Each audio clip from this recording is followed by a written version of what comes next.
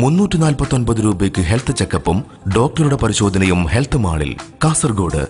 കാസർഗോഡ് കുറഞ്ഞ സമയം കൊണ്ട് ആരോഗ്യ സേവന രംഗത്ത് മികച്ച.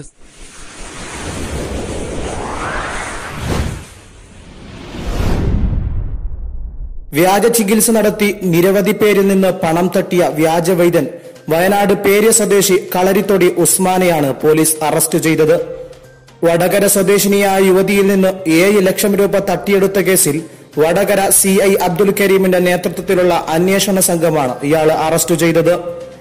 2000 മുതൽ കോഴിക്കോട്, കണ്ണൂർ, കാസർഗോഡ്, പാലക്കാട്, എറണാകുളം കേന്ദ്രീകരിച്ച് നിരവധി പേരിൽ നിന്നായി ഇയാൾ 7 കോടിയോളം രൂപ തട്ടിയെടുത്തതായി പോലീസ് പറഞ്ഞു. അറബി മാന്ത്രികത്തിന്റെ അനുഭവ സാക്ഷ്യമെന്ന പേരിൽ ചാനലുകളിൽ പരസ്യം നൽകിയാണ് തട്ടിപ്പ് നടത്തിയത്. ജോലി, ഭൂമി കച്ചവടം, വിവാഹം, വിവാഹമോചനം തുടങ്ങി എല്ലാ പ്രശ്നങ്ങൾക്കും പരിഹാരമുണ്ടെന്ന് തെറ്റിദ്ധരിപ്പിച്ചാണ് ഇയാൾ തട്ടിപ്പ് നടത്തിയത്. ഫോണിലേക്ക് വിളിക്കുന്ന ആവശ്യക്കാരോട് തലമുടി, നഖം എന്നിവയിൽ പ്രത്യേക പൂജ നടത്തണമെന്നാവശ്യപ്പെട്ട് ബാങ്ക് അക്കൗണ്ടിലേക്ക് പണം അയപ്പിക്കും. കുറഞ്ഞത് 10,000 രൂപയാണ് ചികിത്സക്കും ആവശ്യപ്പെട്ടിരുന്നത്.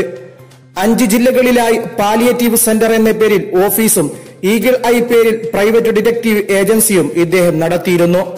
2010 സന്തോഷ് മാധവൻ ഉൾപ്പെടെയുള്ള വ്യാജ സ്വാമിമാരെ പിടികൂടിയ കാലത്ത് ഈഗിൾ ഐ എന്ന സ്ഥാപനം പൂട്ടുകയും ഓഫീസ് പ്രവർത്തനം അവസാനിപ്പിക്കുകയും ചെയ്തു.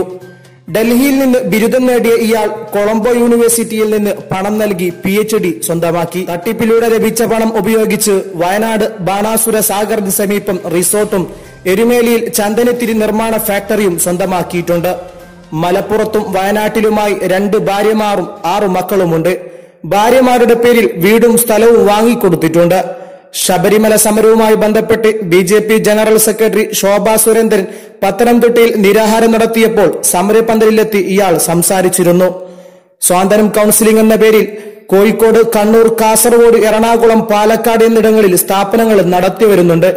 ഇപ്പോൾ തമിഴ്നാട് ഉദുമൽപേട്ട് ആസ്ഥാനമായാണ് ഇദ്ദേഹത്തിന്റെ പ്രവർത്തനം.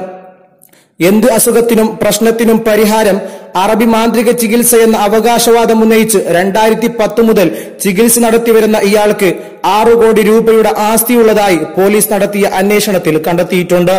വടകര JFCM കോടതിയിൽ ഹാജരാക്കിയ പ്രതിയെ പോലീസ് റിമാൻഡ് ചെയ്തു.